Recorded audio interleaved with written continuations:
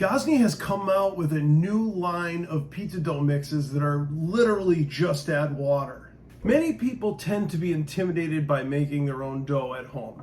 This takes out the guesswork, and we're going to put these to the test and see how the Neapolitan, New York, and Detroit style pizzas work. I have tested a number of these just add water dough mixes, and I will tell you, they are a great gateway into making your own dough. The other benefit is it can be ready quickly. So most doughs are 24, 48, 72 hour doughs that you have to let ferment and proof. These are supposed to be ready in 2 hours. The directions on all three are pretty similar, with the Detroit being slightly different. This makes 4 12-inch pizzas, this makes 4 12-inch pizzas, and this makes 2 8x10 size Detroit style pizzas. When you open the package, you're going to find a yeast packet inside. First thing we want to do is dump the flour mix into the bowl, and then we want to take the yeast packet and dump that all in there too. No measuring or anything, just dump it right in. Then we want to integrate the ingredients all together to make sure the yeast is sort of spread throughout. Now we just add 1 3/4 cups of room temperature water, and then we'll mix for 5 to 8 minutes in here, or 10 to 12 minutes if you're doing it by hand. And after it mixes, it should look pretty smooth, something like this. Then we want to take our dough scraper or a knife, and we want to cut it into 4 equal pieces. You don't even have to weigh them. Just get them in 4 equal pieces, and then we're going to roll them into nice dough balls. You roll them up by turning it 90 degrees and pinching and pinching and pinching until the bottom is all sealed up. And there's dough ball number 1. The New York style dough is the exact same process as the Neapolitan style dough. We're going to dump in, we're going to find that yeast packet. Got to go hunting for the yeast packet a little bit. There it is. We'll dump that in, mix that in again. We'll dump in this water. And then the New York dough is the same thing as the Neapolitan dough. We're going to divide it into 4 equal pieces. Let's try to get these ones a little more even than the last one. And we're going to roll them up. I think you're going to find the New York is a little easier to work with. It's a little bit drier dough. And then the Detroit style dough is very, very similar with one extra step. We're going to add water a second time. Once again, we search for the packet, we find it. We're going to dump it right in there. I'm going to grab some scissors this time. My mom always told me, don't open stuff with your teeth. See, I listen once in a while. So low speed for 1 minute, and then kick it up a notch to medium speed for 2 minutes. After 2 minutes, we're going to put this back on low, and then we're going to add 2 more tablespoons of warm water. Now the Detroit style dough appears to be a higher hydration and looks a little stickier, so they suggest to wet your hands before you take it out of the bowl. Actually isn't as sticky as I thought it would be, but what we're going to do is put it down. We'll chop it in half, and then I don't think we want to roll this one as tightly. We're just going to sort of round it off, and then we are going to simply put it in the oil, and then you will cover it with saran wrap, or if you have these handy dandy lids, pop them on top. It doesn't get much easier than that. Now let's see how the results come out when we make the pizza and we have to wait 2 hours. I don't know, I'm looking at my wrist. I don't have a watch on. Well guys, it's been a little more than 2 hours. I got a little bit distracted, and you can see that the dough has proved a bit more than expected. That's gonna be okay though. You can see they blew up just a little bit more than I would have liked.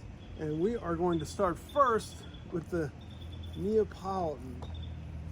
And we have a little semolina on the bench here, and we're gonna coat that thoroughly. Now with the Neapolitan pizza, we don't want to press all of the air out of it. We want to leave ourselves a nice little cornicione, as they say. And so you have this nice little airy edge crust. Fresh mozzarella cheese and basil. I don't happen to have those here, but we're gonna dress it up anyway, the best we can. And we wanna leave ourselves a little bit more exposed crust than we would, let's say, a New York style. I'll also say we're cooking at about 900 on the stone here. So there is no malt in this dough when I look at the ingredients. So this can withstand a little bit higher heat. Slide under. And we'll stretch it a little bit. Okay. There you go. And then we're going to go into the rock box. You can see that crust already starting to puff up.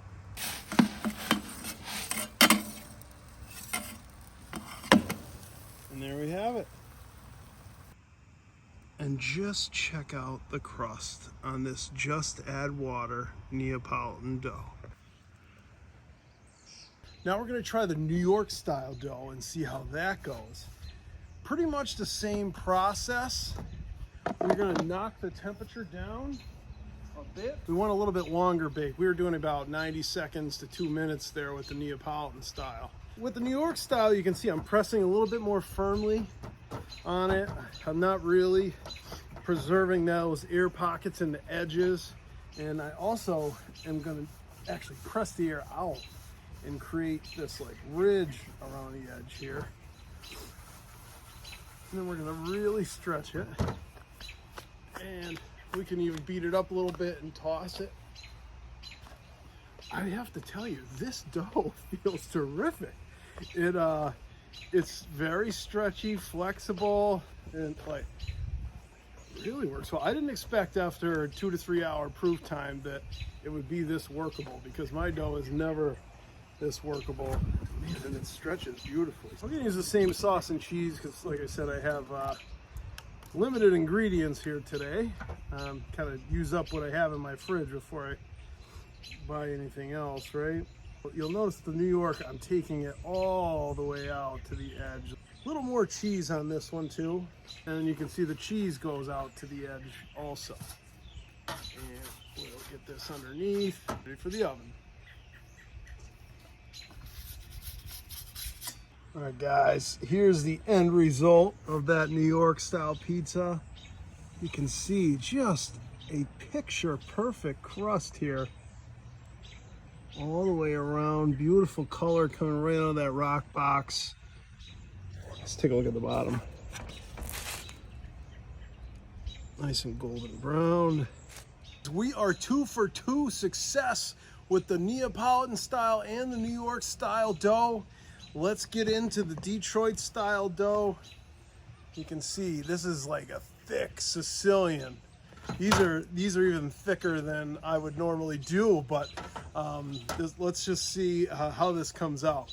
Now, for this one, you want a lower temperature. You want to be like 600, 625 on the stone. And I actually like to shut off the flame for this. I like to par bake my crusts, and I do so with the flame off. And we'll let the heat retention of the rock box do the work. We're going to turn this every 30 seconds so that we heat it evenly. And what we're looking to do is bake the crust to just this very light tan. We have our par bake, just began to get that light golden brown, light tan, I'll say, light tan. And when I press into it, it does rebound gently. So we know that we're pretty much cooked through. Next thing we want to do is we're going to get a bunch of cheese and we're going to put it all the way against the edge of the pan. We're going to be very generous with this. Right up against the edge, and we're going to make what's called the frico, the crown. And that requires quite a bit of cheese. I really love pepperoni on my Detroit style pizzas. This is a cup and char style. Now we're going to go back in, and with the flame on, we're going to be more careful. We're going to rotate more quickly. All right, here we go. sizzling. We have lots of char on the pepperoni. You can see this frico edge that is formed. What we're going to do now is we're just going to set it down and let it rest for about 5 minutes. And we're going to let that cheese edge set up. But first, we have to top it with some sauce, and we're going to warm the sauce just on top of the pizza. All right, guys, we've waited about 4 to 5 minutes here. Let's see if we can get this pizza to jump out of the pan. You want like a spatula, and a thinner spatula like this one. I prefer a square because it has more surface area, but like all things, I'm just kind of grabbing and going here.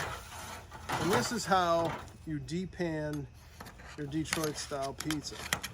Get yourself under a corner, slide under, and there you go. Now let's have a look. Wow, look at that cheese wall. Look at that. Yeah. That's a thing of beauty right there. Take a look at the bottom. Nice and golden brown. Yeah, this dough's legit. I mean, that's a pretty nice crumb. And here's the crumb on the Detroit. A little bit dense. I actually think I would divide this batch of dough into 3 for 8x10 pans. I like less dough on mine, but a lot of people do like this more dense Detroit. But I'm telling you, you can probably get 3 full Detroit pizzas out of 1 bag. So here's the bottom line, guys. I couldn't believe how simple this process was. Literally just add water. Also, I'm not used to using dough within 2 to 3 hours of mixing it. Usually it's 48 hours for me. So I couldn't believe how well this dough performed, how workable it was after just a couple hours at room temperature. Really impressed with it, really sincerely impressed with the performance here. And I mean, I think the results visually speak for themselves. Gozney's put together a great dough here that does perform, especially in those 900+ degree ovens. The Neapolitan performed just as my Neapolitan dough would perform, you know, homemade. So really great job on this product. And certainly if you're intimidated for making your dough for the first time, or if you just want something in the pantry for convenience that you can whip together to have a very credible, very good pizza dough, this will get it done for you.